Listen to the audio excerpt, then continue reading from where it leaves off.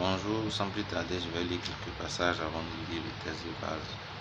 1 Jean 5, verset 16 à 18. Si quelqu'un voit son frère commettre un péché qui ne mène pas point à la mort, qu'il prie, et Dieu donnera la vie à ce frère.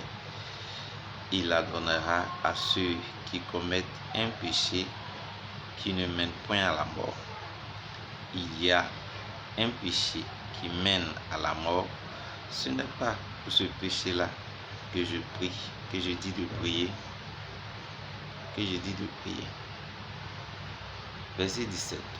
Toute iniquité est un péché, et il y a un tel péché qui ne mène pas à la mort. Verset 18. Nous savons que quiconque est né de Dieu ne pêche point, mais celui qui est né de Dieu se garde lui-même, que le malin ne le touche pas. Voilà. Vous voyez, ça c'est Jean qui a dit ça. Et il a un autre verset. La première fois que j'ai lu ça, ça m'a fait tiquer un peu, mais c'est biblique. Donc nous allons le lire ensemble. 1 Jean chapitre 3, verset 9 à 10. C'est ce qui nous intéresse. Après, vous pouvez lire tous ces chapitres-là à la maison et puis tirer votre propre conclusion. Vous pouvez me faire aussi, vous pouvez me faire parvenir vos commentaires. Voilà. Parce qu'il faut se partager la lumière si possible. 1 Jean 3, verset 9 à 10. Quiconque est né de Dieu ne pratique pas le péché parce que la semence de Dieu demeure en lui. Il ne peut pécher parce qu'il est né de Dieu. C'est par là que se font connaître les enfants de Dieu et les enfants du diable. Quiconque ne pratique pas la justice n'est pas de Dieu. Non plus que celui qui n'aime pas son frère. Parole du Seigneur.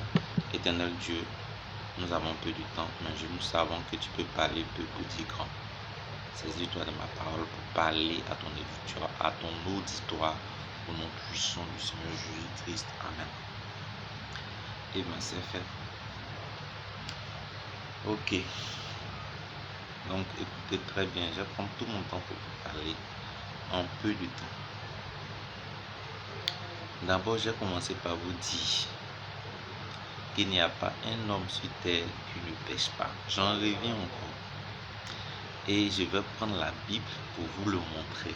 Et quand je vous aurai montré, si vous ne croyez pas, c'est que vous êtes destiné à ne pas croire. C'est-à-dire que même un ange va quitter le ciel pour descendre ici. Là. On n'a plus croire encore. C'est terminé.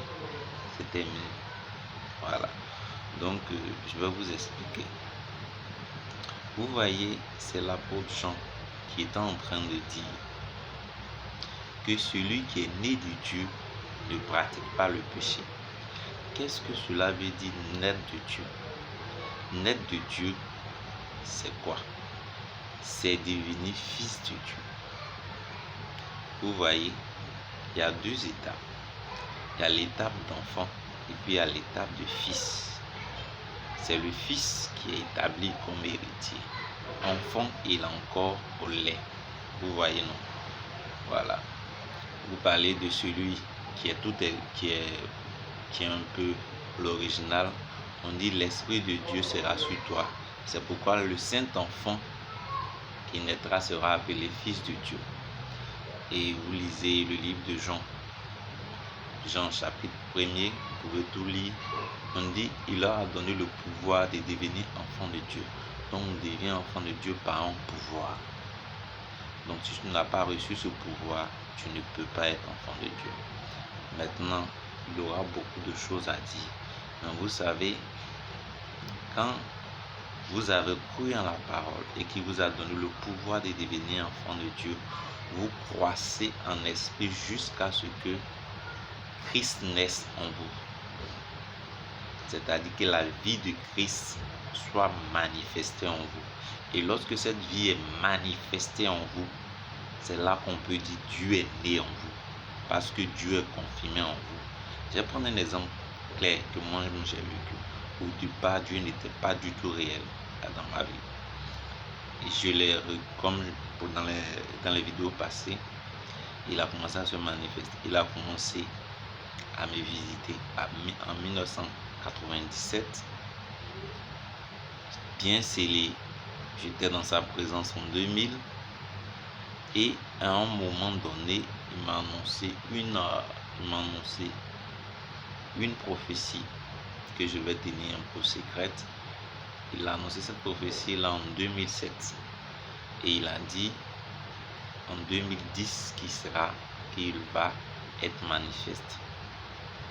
Bien sûr, c'est dans mon corps qu'il devait être manifeste, je devais garder ça. Et à partir de 2010, il a commencé à être réel dans ma vie. Et c'est en 2011 que le songe qui était structuré, que j'annonçais un déluge à l'image d'une sentinelle, a été manifesté. Et depuis lors, des messages ont suivi. Et donc, Dieu n'était pas réel au début dans ma vie, jusqu'à ce qu'il soit réel. Donc, quand vous entendez quelqu'un est né de Dieu, Christ est manifesté dans la vie, à tel enseigne qui peut dire, si je vis, ce n'est plus moi, mais c'est Christ. Christ s'est manifesté dans la vie à tel enseigne que Dieu est devenu réel dans sa vie. Il est un homme accompli. Dieu est avec lui. Dieu est confirmé en lui. Parce que quand Dieu n'est pas confirmé en toi, tu n'es pas un fils de Dieu. Tu es encore à l'étape d'enfant. Quand tu es un fils, on t'établit. Et alors quand tu parles, celui qui a dit vient appuyer. Donc un fils de Dieu est né de Dieu. Et si tu es né de Dieu, tu es établi. Et si tu es établi, ton message doit être confirmé. Est-ce que je me fais comprendre? Voilà. Les fils de Dieu, Jésus, il avait l'Esprit de Dieu. Dès la naissance, le Saint-Esprit croissait en lui. Non, allons doucement. La Bible dit il a été conçu par la vertu du Saint-Esprit, n'est-ce pas? Lui-même, il est Dieu, non? Ça veut dire que s'il est Dieu, lui-même étant tout petit, l'Esprit de Dieu était là, puisqu'il est Dieu. Et il a grandi. La Bible dit l'enfant croissait en esprit en esprit et en sagesse. Donc, croisse. Quand on parle de croître, c'est-à-dire il y avait des choses qu'il apprenait au fur et à mesure pour grandir. Ce qui est déjà arrivé ne croit pas. Donc, la connaissance a accru au fur et à mesure. Il a atteint un certain niveau. Alors, il voit comment on appelle la colombe qui descend sur lui, sous forme du Saint-Esprit. Donc, cette colombe vient pour valider son ministère. Cette colombe vient pour dire qui il est. Cette colombe vient pour montrer qu'à partir d'aujourd'hui, il peut faire face maintenant au monde extérieur. La formation intérieure est finie. Il faut maintenant faire briller la lumière qui est en toi en tant que fils de Dieu. Dans une autre vidéo, je vais dire quels sont ceux qui ont été des types de fils de Dieu, comme Salomon. Voilà. La Bible dit, quand Dieu parlait à son père, il sera pour moi un fils et je serai pour lui un père. Je ne vais pas lui retirer ma grâce comme je l'ai retiré de Saül. Quelle était cette grâce-là? C'est l'Esprit de Dieu. Et malgré que cet homme avait l'argent qu'il fallait, avait la sagesse qu'il fallait, malgré ça, ça n'empêche pas de faire ce qu'il voulait, ça n'empêche pas d'avoir plusieurs femmes, ça n'empêchait même pas d'aller même adorer d'autres dieux. Et malgré ça, Dieu n'a pas retiré sa grâce, Dieu n'a pas retiré son esprit, il fut la lumière de son temps. Est-ce que je me fais comprendre? Donc un fils de Dieu, Dieu l'avait couvert de sa grâce pour que, quel que soit tout ce qu'il allait faire comme faute, qu'il soit couvert. C'est à travers ce genre de personnes qu'on dit heureux celui en qui Dieu n'impute pas le péché. Voilà, donc sauvé par grâce. C'était une vase de miséricorde comme moi. Maintenant, s'il y a beaucoup de prophètes, beaucoup d'hommes de Dieu comparés avant moi qui ont péché, je ne suis pas mieux qu'eux. Voilà, comme je le dis, on est des hommes, on est tous des pécheurs. Si tu veux regarder la paille qui est dans la vie, qui est dans les yeux de ton prochain, pour dire il ne veut pas croire en Dieu, c'est que tu ne vas jamais croire en Dieu. Maintenant, suis très bien cet élément-là. Voilà. Donc, ici, pour résumer, parce que j'ai pris beaucoup de temps, je ne voulais pas, mais c'est Dieu. Je peux voir un peu ces choses-là. Maintenant, ici, quand on dit pratiquer, c'est faire. Quelqu'un qui a l'habitude de faire. Maintenant, ici, on dit quiconque est né de Dieu ne pratique pas le péché. C'est-à-dire quoi? Vous savez que voler, c'est injuste, non? Tu peux pas être un voleur et puis dire que tu es un fils de Dieu. Vous savez que mentir, c'est pas bon.